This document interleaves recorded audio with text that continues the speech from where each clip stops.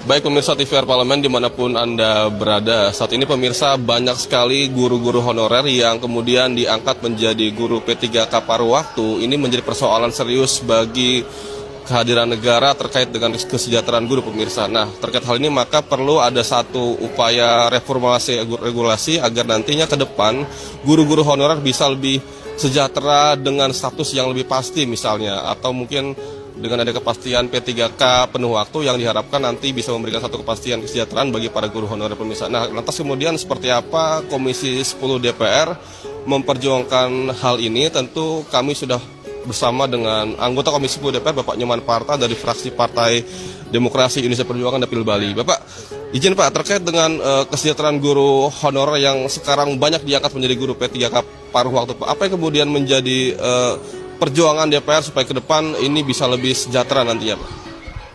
Ini kan kita baru peringati Hari Guru nih.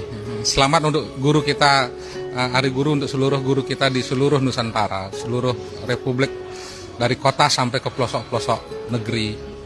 Yang kedua, guru sesuai dengan undang-undang tentang ASN, bahwa ASN adalah PNS dan P3K. Nah, ternyata untuk urusan P3K sampai hari ini untuk guru belum selesai. Belum semua guru bisa masuk P3K. Lalu pihak kementerian mencari siasat dengan membuat guru P3K paruh waktu. Menurut saya ini jangan diteruskan. Jadi seluruh guru harusnya posisi dan statusnya adalah P3K titik sesuai dengan undang-undang. Jadi tidak ada istilah baru yang sesungguhnya adalah paruh waktu itu adalah penghalusan dari outsourcing. Jadi guru tidak boleh di-outsourcingkan karena guru pekerjaan mengajar adalah pekerjaan inti. Jadi pekerjaan inti tidak boleh diparuh waktukan. Jadi kalau guru diparuh waktukan, posisinya akan rentan, posisinya akan penghargaannya tidak akan jelas, dan yang paling pasti adalah kesejahteraannya pasti juga tidak akan terjamin. Itu satu.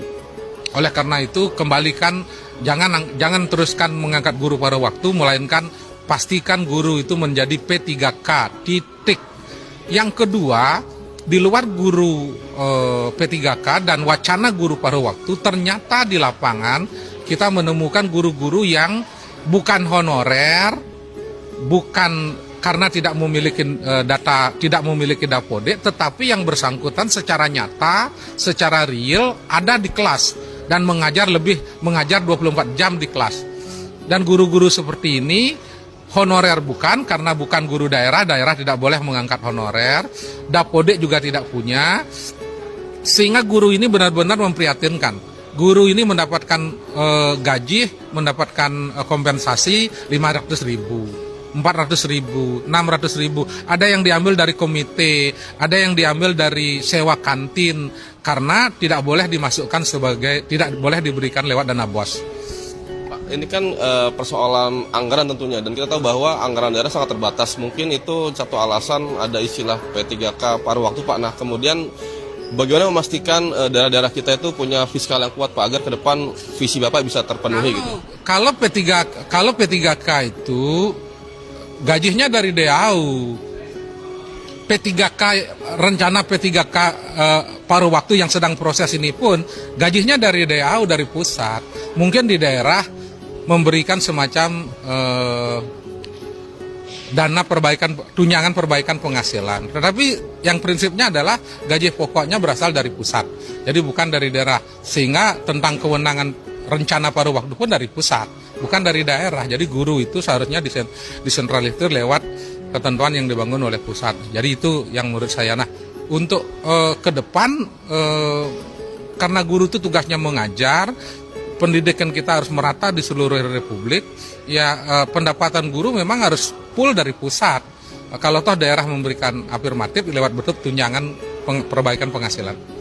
Lantas Pak, ini kan terkait dengan Bapak selaku Dapil Bali misalnya kan punya PAD yang cukup tinggi dan sektor pariwisata juga mendongkrak keuangan daerah gitu Pak. Nah, Bagaimana kondisi di Bali Pak terkait dengan guru-guru ini? Apakah ada satu data terbaru Pak terkait dengan hal ini yang perlu? Ya, jadi di satu sisi kalau yang sudah PNS, kalau yang sudah P3K sudah aman, sudah dari gaji pokok dapat, tunjangan perbaikan penghasilan di daerah semuanya dapat.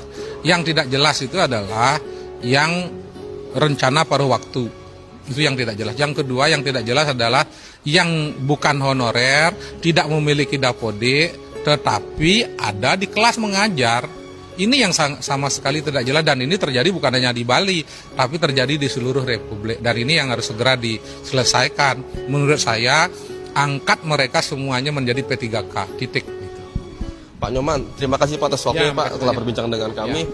Tentu pemirsa TVR Parlemen, kita akan menantikan lebih jauh lagi terkait dengan perjuangan ini yang diharapkan nanti ke depan guru-guru honorer bisa lebih sejahtera dengan status yang lebih pasti, yakni P3K penuh waktu. Ya tadi Pak Nyoman menyampaikan bahwa tidak perlu ada lagi istilah paruh waktu bagi para P3K titik ya, dan diharapkan nanti ini menjadi fondasi kuat agar ke depan guru-guru honorer di semua wilayah Indonesia bisa lebih sejahtera.